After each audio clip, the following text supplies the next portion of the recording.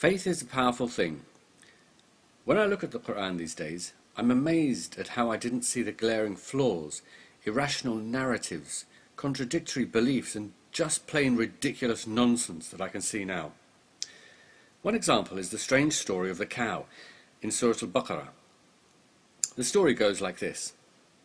Once upon a time, the children of Israel found a murdered man and started arguing about who killed him. So God decided to show them the truth of what happened.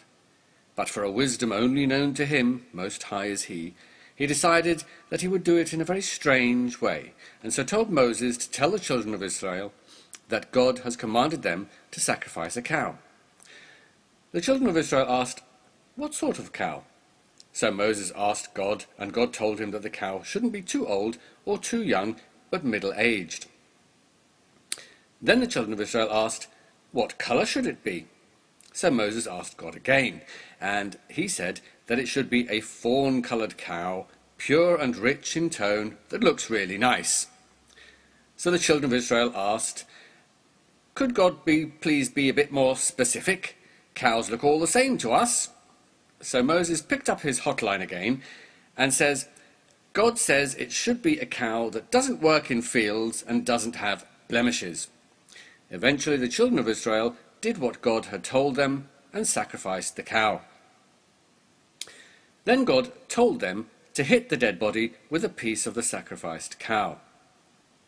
In case you missed that, I'll repeat it. God told them to hit the dead body with a piece of the sacrificed cow. The dead man then came back to life and pointed at the murderer. "There he is, he did it." The end. There are so many questions that pop into my mind when I read this story that it really puzzles me why they never occurred to me when I was a Muslim. The only answer that I can come up with is that faith really does blind you to what is right in front of your nose. You see, the starting point for a believer is that the Qur'an is the word of God. And so it isn't read with a truly critical eye, but read with devotion, reverence and awe. It's an act of worship. Any questions or discussions raised by believers about stories like this are simply to explain the wondrous moral lessons or elaborate on its profound wisdoms. It's no wonder that believers are so scornful of doubt, because doubt is essential to true critical thinking.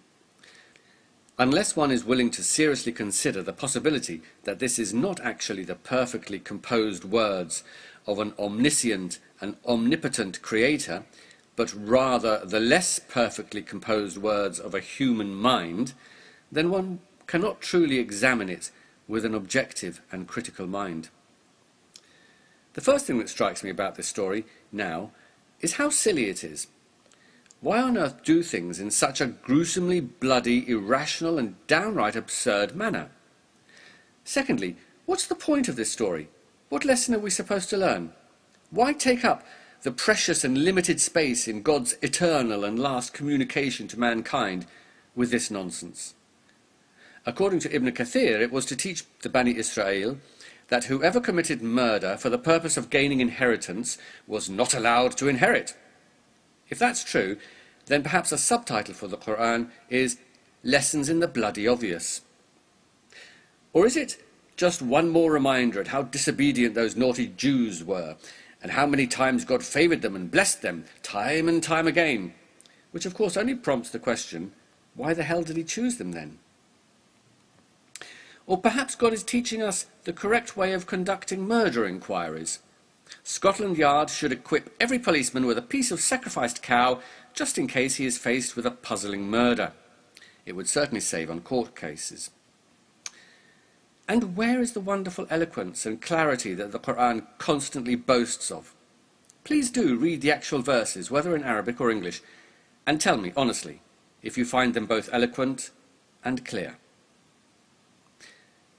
And more than all of this is, why was God so chatty back then? Constantly intervening, meddling, and ordering his faithful to worship, sacrifice, and of course slaughter in his name. But once man emerged from a time of superstition and ignorance and is able to scientifically record and investigate such miracles, God suddenly doesn't want to talk to anyone anymore. Finally, when I read these verses now, all I hear is the voice of Muhammad, desperately trying to win over the Arab Jews of the Hejaz by making it appear as if he is speaking on behalf of their God, the one they already believe in. And this story is clearly a muddled version of a similar story in the Old Testament.